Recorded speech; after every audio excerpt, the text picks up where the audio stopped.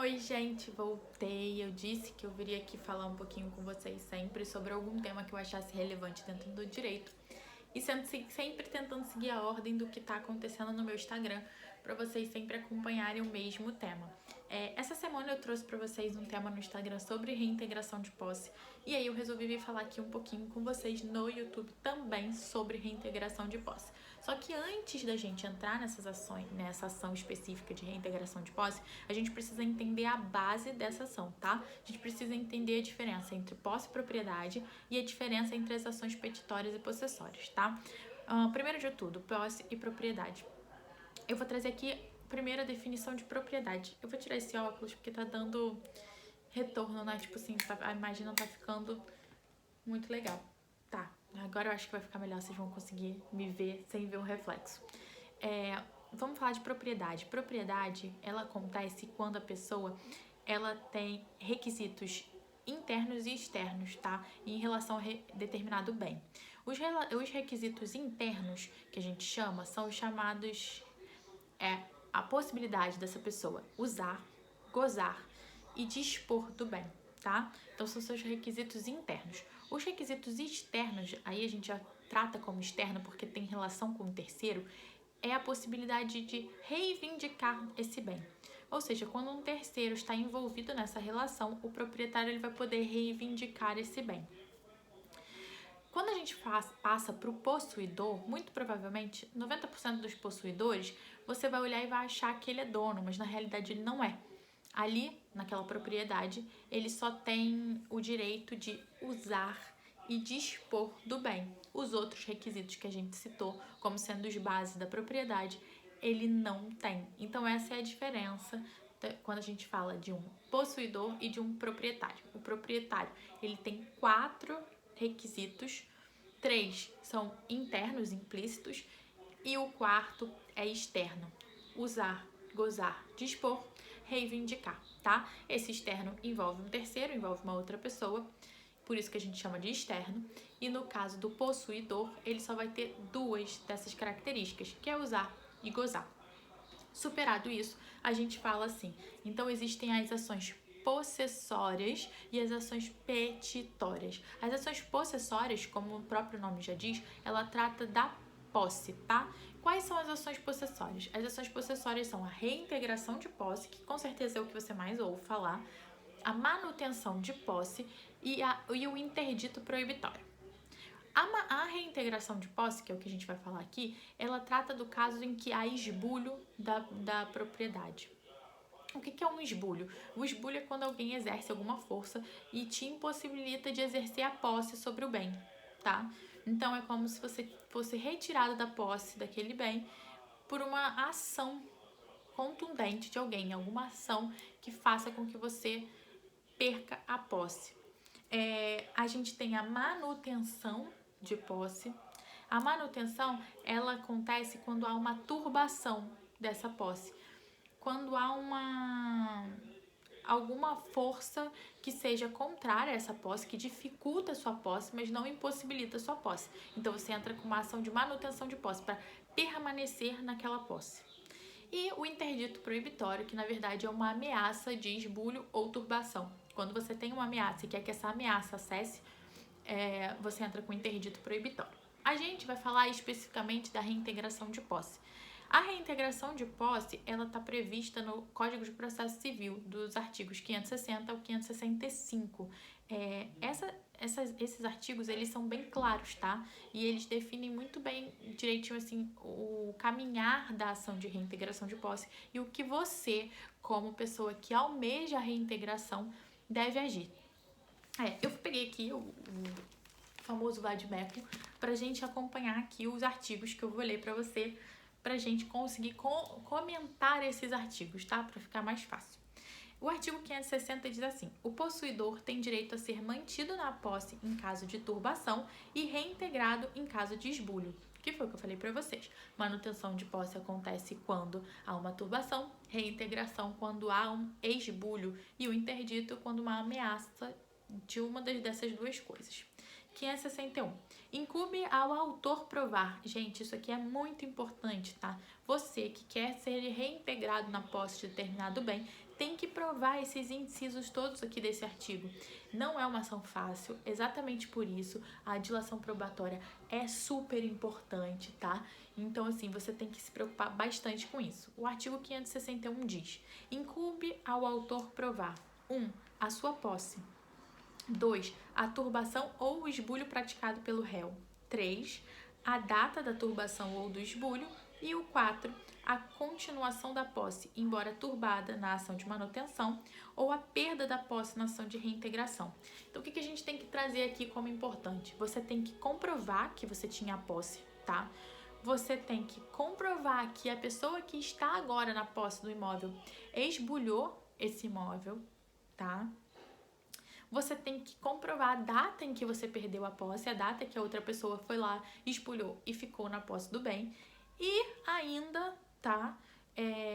Você tem que comprovar que você perdeu. Então, assim, é muito, muito complicado, porque você tem que comprovar todos esses itens. Caso você não comprove, você não vai estar diante de uma ação de reintegração, ou mesmo que você esteja, você não vai conseguir ser bem sucedido nessa ação, tá?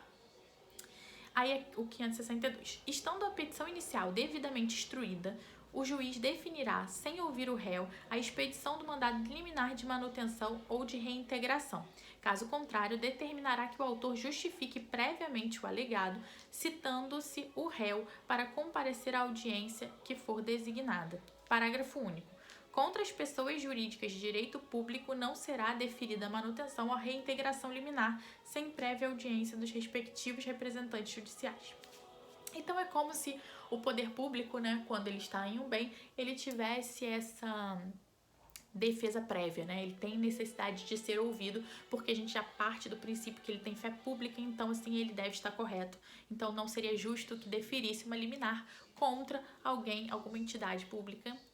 Mas, em caso de pessoas físicas e pessoas jurídicas normais, sem essa relação, há a possibilidade de você pedir uma liminar, e essa liminar pode ser deferida ou não de acordo com as provas que você expor na sua petição inicial, conforme previsto no 561, tá, gente? Então, é bem importante isso, tá? Grava isso. Grava esse artigo, que esse artigo vai fazer toda a diferença na hora de você peticionar, na hora de você fazer uma inicial para pedir uma reintegração de posse. Eu vou até fazer um parênteses aqui. Ainda o nosso judiciário ainda tem um pensamento muito proprietário, tá? Muito do pensamento vem de muito tempo, desde a época das capitanias hereditárias. E esse pensamento judicial hoje ainda é um caminho que dá muito embasamento e muito foco à propriedade, a quem tem o justo título, a quem tem aquele papel. Então, por mais que a gente esteja discutindo posse, muitas vezes você ter um título ou ter algum contrato de compra e venda, alguma coisa nesse sentido, acaba tendendo e puxando um pouco o juiz para o lado de quem o tem. Mas a gente tem que ficar muito atento que as ações de reintegração de posse, elas discutem posse, não estão discutindo propriedade. Por isso mesmo elas são consideradas ações possessórias. Então é bem importante. E isso é um fundamento que deve ser levado sempre em atenção, né? Deve ficar como um ponto extremamente importante em qualquer peticionamento que você for fazer, em qualquer audiência, porque nesses casos tem audiência, então qualquer audiência você tem que ter na sua cabeça que ali você está discutindo posse. O mais importante ali é você trazer e mostrar o seu ponto principal é quem tem a posse. E se você tinha a posse anterior, e se a sua posse era uma posse mansa, pacífica, se a sua posse foi esbulhada e foi violada de alguma forma, tá? Eu comento isso porque às vezes a gente deixa passar isso porque fica muito foco no proprietário, e aqui a gente não está discutindo propriedade, a gente está discutindo posse, única e exclusivamente posse, por isso que o nome é reintegração de posse. Propriedade a gente discute em outro tipo de ação, não é aqui. 563. Considerada suficiente a justificação, o juiz fará logo expedir mandado de manutenção ou de reintegração. 564. Concedido ou não o mandado liminar de manutenção ou de reintegração, o autor promoverá nos 5 dias subsequentes a citação do réu para, querendo, contestar a ação no prazo de 15 dias. Então, independente da liminar ser dada ou não, esse réu vai poder contestar, vai poder expor a sua opinião e dar as suas razões para o que de fato aconteceu, tá? Como sempre, graças ao princípio do contraditório e da ampla defesa, as partes têm que poder se manifestar no processo e poder expor seu lado, sua interpretação sobre o que de fato aconteceu, expor suas provas favoráveis e se defender, né? Como a gente sabe, caso contrário, não teria validade nenhuma. Por isso que esses princípios são extremamente importantes. Parágrafo único. Quando for ordenada a justificação prévia, o prazo para contestar será contado da intimação da decisão que deferir ou não a medida liminar. 565. No litígio coletivo pela posse de imóvel, quando o esbulho ou a turbação afirmado na petição inicial houver ocorrido há mais de 1 ano e dia, o juiz, antes de apreciar o pedido de concessão de medida liminar, deverá designar audiência de mediação a realizar-se em até 30 dias, que observará o disposto nos parágrafos 2º e 4º. Parágrafo 1º. Concedida liminar, se essa não for executada no prazo de 1 ano, a contar da data de distribuição, caberá ao juiz designar audiência de mediação nos termos dos parágrafos 2º e 4º deste artigo. Parágrafo 2º. O Ministério Público será intimado para comparecer à audiência e a Defensoria Pública será intimada sempre que houver parte beneficiária de gratuidade de justiça. Parágrafo 3º. O juiz poderá comparecer à área objeto do litígio quando sua presença se fizer necessária à efetivação da tutela jurisdicional. Parágrafo 4º. Os órgãos responsáveis pela política agrária e pela política urbana da União, do Estado, do Distrito Federal e de município, onde se situe a área objeto do litígio, poderão ser intimados para a audiência, a fim de se manifestarem sobre o seu interesse no processo e sobre a existência de possibilidade de solução para o conflito possessório. Parágrafo 5º. Aplica-se o disposto neste artigo ao litígio sobre propriedade de imóvel. 566, que é o último, aplica-se quanto ao mais o procedimento comum. Então, gente, acho que assim, os artigos referentes à reintegração de posse são muito claros. Eles definem direitinho o caminho que as coisas seguem, definem se o defensor público, o Ministério Público participa da ação, porque a gente está tratando de propriedade, de bens, mas, assim, tudo muito claro ali, tá? O que traz bastante dúvida e, na prática, traz uma problemáticazinha um pouco maior é essa questão do fato da discussão da posse.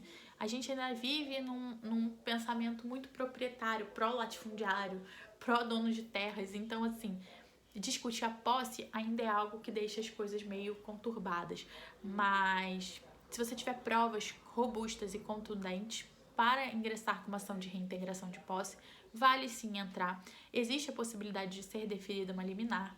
Então, é uma ação bem clara, assim, bem óbvia nesse sentido do que é almejado pelo autor, que precisa ser carregado de bastante provas e a gente precisa entender o que de fato aconteceu. Se houve um esbulho, se houve uma turbação, porque a gente já percebeu que existem 2 institutos que são tutelados até juntos, que é da manutenção e da reintegração de posse, tá? Então, é bem importante você perceber o que de fato aconteceu com o seu cliente, para aí sim poder manejar a ação devida e pertinente.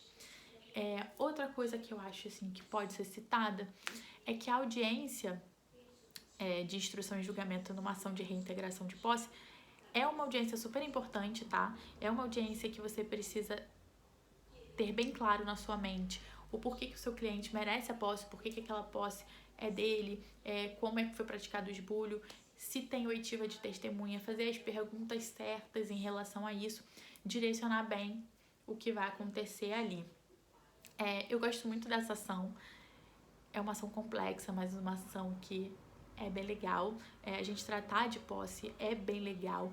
Eu vou tentar trazer aqui no canal um vídeo único e exclusivamente sobre função social da propriedade, pra gente entender um pouquinho como é que funciona isso, pra gente falar um pouco sobre a função social de uma forma geral, função social da posse, assim, e tudo, como é que isso tudo envolve, porque é muito legal. E hoje em dia, isso tem ganhado um destaque muito grande, porque a gente tem tentado mudar essa filosofia que eu tô falando pra vocês, do pró-latifundiário.